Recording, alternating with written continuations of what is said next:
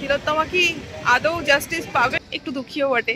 রিপোর্টে কি আসলো? ডবল কুসুমের ডিম। তোমাকে খেতে কে বলেছে গো? আছে আমাদের জায়গাটা। আছিস সিঙ্গেল?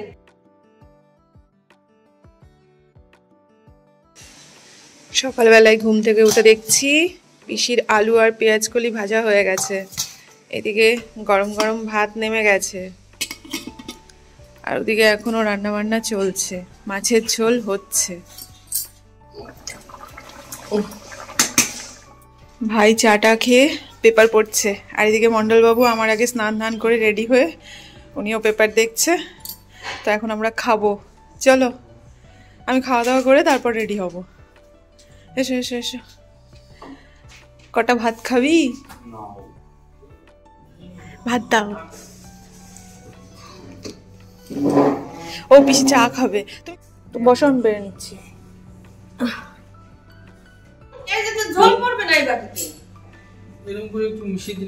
পেঁয়াজ কলি দিয়ে তুমি নেড়ে দাও ভাত, ওটাই নিয়ে যাবো আমরা। পেঁয়াজও দিতে হবে না, শুধু পেঁয়াজ। না না না না না, লেজ দাও। লেজ খাই আমি ভালো, শুধু ঝোল দাও। আমার খাওয়া হয়ে গেছে, পিসি আমাদের জন্য এই যে ভাতটা একটু ভেজে দিচ্ছে। এটা ঠান্ডা ভাত না, গরম ভাতই।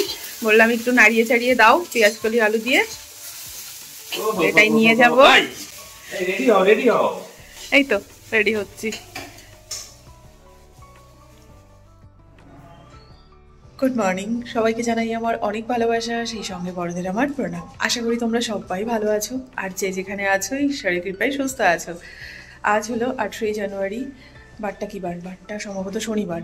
তো কালকেই তো আমরা এসেছি, আজকে মণ্ডলবাবুর অ্যাপয়েন্টমেন্ট নেওয়া আছে নিউরোসায়েন্সে, ওখানেই ডাক্তার দেখাতে যাব। কালকে রাত্রে না ঘুমোতে অনেক দেরি হয়ে গেছে, এসে আবার ব্লগ এডিট করেছি প্রায় 2:30-3টে পর্যন্ত। তো আজকে ঠিকঠাক টাইমে উঠে গেছি, রেডিও হয়ে গেছি, তবে আজকে আমরা একটু বেলা করে বেরোচ্ছি, কারণ ওখানে গিয়ে তো সেই বসেই থাকতে হয়। তো ওখানে গিয়ে আগে রিপোর্টগুলো নিতে হবে, তারপর ডাক্তারবাবুকে দেখাতে হবে। তো চলো আর বেশি বকবক করবো না, নাহলে এই ট্রেনটা মিস হয়ে যাবে। তো এখন বেরোই। বাড়ি থেকে না এবার কোনো ব্যাগও নিয়ে আসিনি, মানে কোনো সাইড ব্যাগ বা কিছু। আমি যদি হারিয়ে যাই আমার ফোনটাই ভরসা। মণ্ডলবাবুকে বললাম একটা ব্যাগ নিয়ে যাই, এর আগের বার এনেছিলাম, সেটা কোনো কাজে লাগেনি। তো এবার ও বললো দরকার নেই, আমি যাচ্ছি, আমার ব্যাগেই হয়ে যাবে। মানে আমার কাছে কোনো পয়সা কড়িও নেই, এমন অবস্থা আমার। আমরা চলে এসেছি স্টেশনে। যতই আগে থেকে রেডি হই না কেন, কোথাও বেরোনোর সময় এত তাড়াহুড়ো হয়। ও ব্যাগটা রেখে নিচে নেমে এসেছে, আমি ওকে বলেছি টোটো দেখতে, আমি শুনিনি যে ও ব্যাগ রেখে এসেছে, আমাকে নিয়ে আসতে বলেছে। আমি নিচে নেমে গেছি, ও বলছে ব্যাগ আনোনি। তো আবার ছুটতে ছুটতে উপরে গিয়ে ব্যাগ নিলাম, আমার তো শ্বাস ফুলে গেছে। যাই হোক, টোটোটা পেয়ে গেছিলাম, আর আমরা চলেও এসেছি।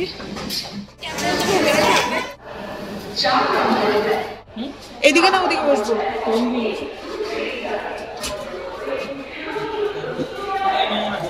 হ্যাঁ, এদিকে রোদ আসবে না, ওদিকে রোদ আসবে।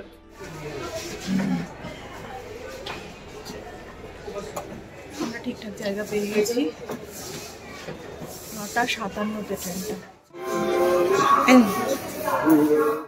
আমলকি, কাঁচা আমলকি, মশলা আমলকি, প্লেন আমলকি নিয়ে নিলাম।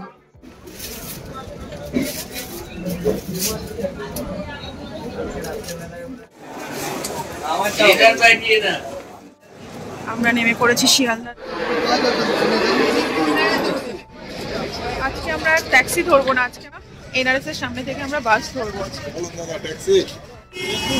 এখানে এত লোকজন কেন? ক্যামেরা সেট করে রয়েছে, মনে হয় বড় কোনো নিউজ হয়তো। ও আরজি করে রাখলি, সেই আরজি করে শোনা, আজকে মনে হয় ইয়ে আছে, শুনানি আছে। আরজি করে শুনানি আজকে? হ্যাঁ হ্যাঁ হ্যাঁ, এখান দিয়ে সব ক্যামেরা সেট করে দাঁড়িয়ে আছে। হ্যাঁ শুনানি আছে। চলো। 221, 227, 230, 234। যতই শুনানি হোক না কেন, একটা প্রশ্ন তো রয়েই যাবে, তিলোত্তমা কি আদৌ জাস্টিস পাবে? এনআরএস এর সামনে চলে এসেছি আমরা, এখান থেকেই বাস ধরতে হবে সম্ভবত।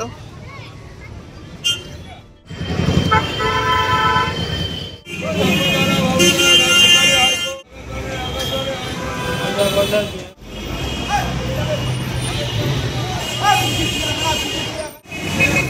এটাই তো 227। হ্যাঁ। চলো চলো চলো।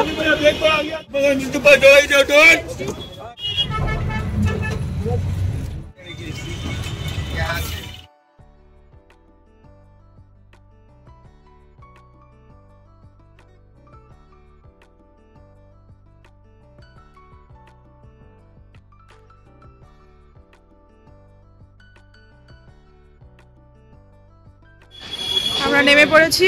একদম ঠিক ঠিক জায়গায় নামিয়েছে। এখন আমরা এই বিল্ডিং থেকে রিপোর্টটা নেব, তারপরে ওপাশে আরেকটা বিল্ডিং আছে সেখানে যাব। সেখানে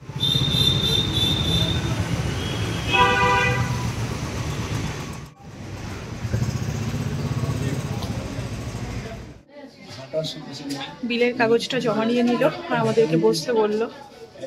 এখন দেখি কতক্ষণে রিপোর্ট পাচ্ছি হাতে। আমাদের রিপোর্টটা নেওয়া হয়ে গেছে। এই বিল্ডিং থেকে ওই বিল্ডিংয়ে যাওয়ার জন্য গাড়ির ব্যবস্থা আছে। আজকে আমরা হেঁটে যাচ্ছি না, গাড়িতেই যাচ্ছি। তো ওই বিল্ডিংয়ে যাই, তারপর দেখি ডাক্তারবাবু কি বলছেন। তবে ওই বিল্ডিংয়ে গিয়েও একটা রিপোর্ট নিতে হবে, তারপর ডাক্তারবাবুকে দেখাবো। দুটো ব্যান্ড আমরা ভেবেছি আজকে আমরা হাতে পড়বো না, তো আগে এসে বসেও পড়েছি, কিন্তু এসে পড়িয়ে দিয়ে গেল আমাদের।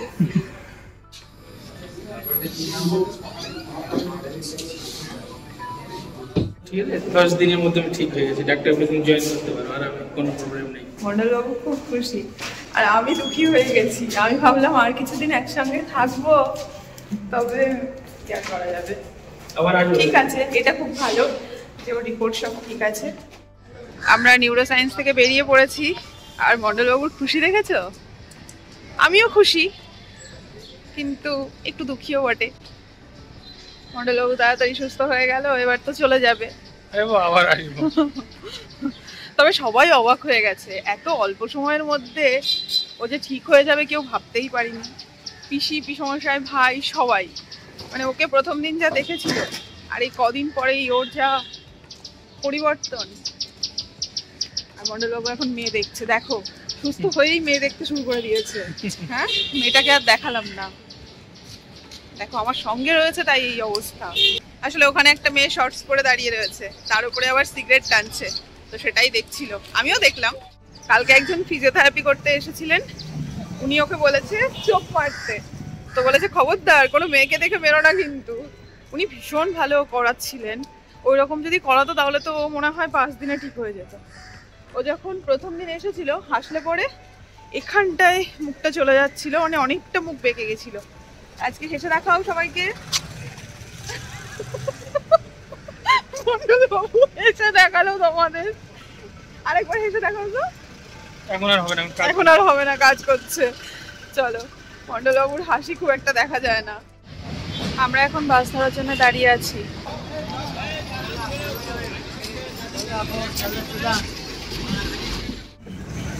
বাসে উঠে আমরা জায়গা পেয়ে গেছি, লেডিস সিটে বসেছেন, কেউ আসলেই উঠে যেতে হবে।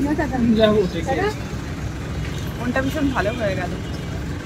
টেনশন করছিলাম রিপোর্টে কি আসবে, রিপোর্ট দেখানো হয়েছিল না, তো আজকেই রিপোর্টটা দেখানো হলো, তো সব রিপোর্ট নর্মাল। তো এখন আমরা যাব শিয়ালদা। শিয়ালদা গিয়ে আমরা আবার ভাবছি একটু কল্যাণীতে যাবো। কল্যাণীতে আমাদের যে জায়গাটা আছে ওখানে যাবো একটু, তো দেখা যাক যাই কিনা। আপাতত শিয়ালদা পৌঁছাই।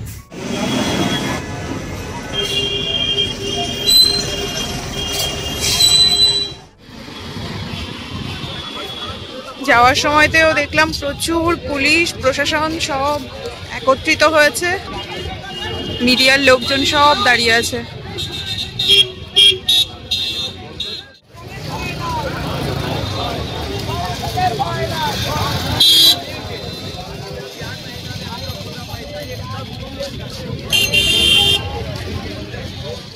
আড়াইটের সময় রায় ঘোষণা হবে।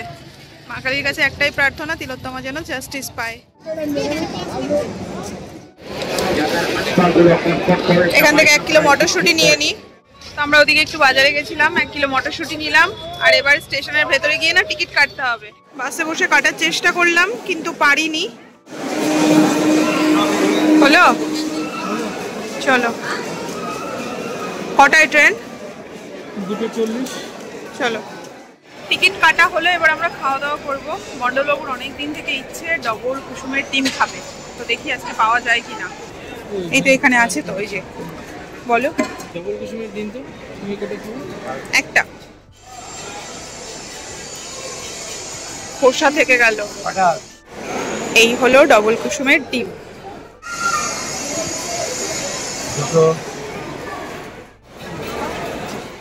আমরা একটা জায়গায় বসে পড়েছি, এখন পিসি যে খাবারটা দিয়েছে সেই খাবারটা খাবো, তারপর ট্রেনে উঠবো।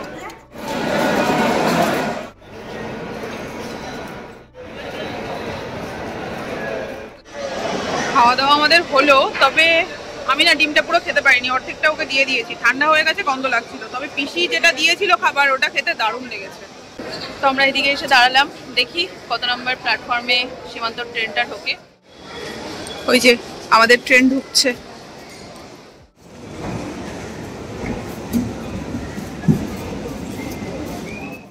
আমরা দুজন একদম ঠিকঠাক জায়গা নিয়ে বসে পড়েছি।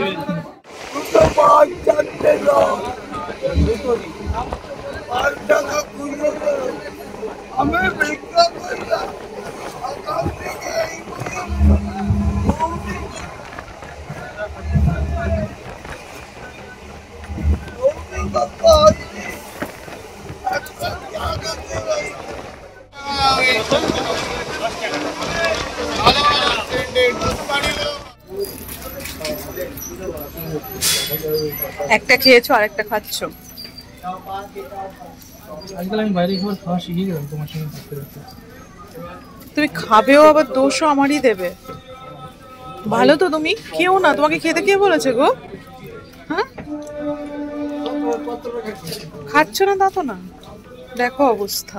খাচ্ছি তো, আমি তো বলছি। আমি এই যে একটাই চলছে আমার, আর তুমি একটা খেলে তারপর আবার একটা খাচ্ছ। খেতে কিন্তু ভালো, তাই না বলো?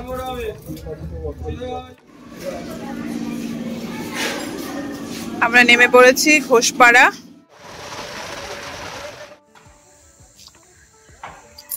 অনেকদিন পর এলাম এই জায়গাতে। আম হয়েছিল ভাই? হয়েছিল। এই যে জঙ্গল হয়ে আছে আমাদের জায়গাটা। হ্যাঁ হ্যাঁ, ভালো তো। ও মন্ডলবাবু, ওই যে কচু আছে, খাওয়ার মতন হয়নি? তুমি কচু গাছ লাগিয়ে রেখে গেছিলে। হ্যাঁ, দুটো হয়েছে তো, ওই যে দুটো কচু গাছ হয়েছে। ওই দুটো হয়েছে মানে ওর শিকড় থেকে এখন প্রতি বছর হবে। মন্ডলবাবু ওই কচু গাছ দুটো লাগিয়ে রেখে গেছিল, এখানে পরিষ্কার করিয়ে গেছিল। পরিষ্কার করালে কি আর থাকে বলো? ওই কলা গাছটা কি তুমি লাগিয়েছিলে না হয়েছে? নিজে থেকেই হয়েছে না? এদিকটাতে আমরা যখন জায়গা নিয়েছিলাম তখন বাড়ি ঘরই ছিল না, এখন দেখো কত বাড়ি ঘর হয়ে গেছে।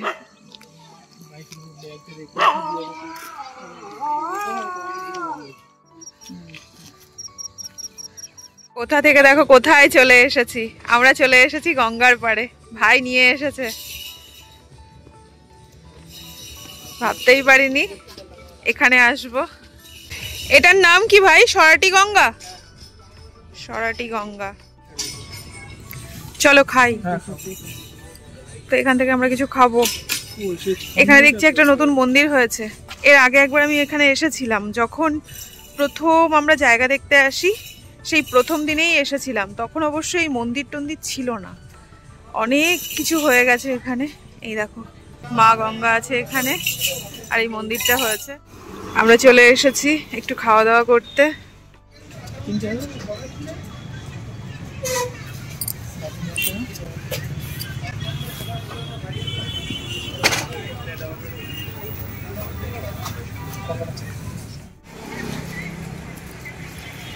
খেতে খুব ভালো।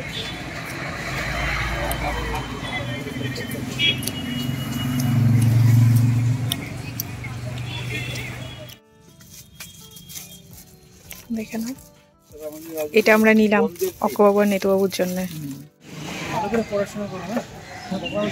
যেও ভাই। ভাইটা আমাদের কল্যাণী স্টেশন পর্যন্ত ছেড়ে দিয়ে গেল। এবার আমরা ব্যারাকপুরের উদ্দেশ্যে আবার রওনা দেব। এদিকে আমাদের ট্রেন ঢুকে গেছে। জানি না উঠতে পারবো কিনা, কারণ লাল গোলা। উঠতে পারবো তো? আগের দিনের মতো হবে না তো? না না উঠতে পারবো। কল্যাণীতে ফাঁকা হয়, দেখা যাক। দাঁড়ানোর মতো জায়গা পেয়ে যাবো, আমাদের তো অল্প একটু জায়গা। দেখা যাক। চলো চলো একটু এগিয়ে যাই। আমরা এখানেই নামবো দাদা, এখানেই নামবো। হ্যাঁ, আমরা চলে এসেছি বাড়িতে, এবার একটু ফ্রেশ হই। পিসি চলে এসছে? তুমি যে বললে যাচ্ছি।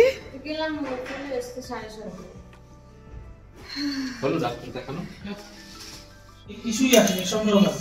আর এক্সারসাইজ গুলি করতে বলছি, যেগুলো দিই আমাদের সবাই এরা একদম ঠান্ডা জলে স্নান করবে। আমিও তো তাই করেছি, কিন্তু একদিনের বিরতি ঠান্ডা জলে স্নান করেছি। আর করবো না ঠান্ডা জলে। শোল মাছ দিয়ে কচুর তরকারি রান্না করছে আমার পিসি।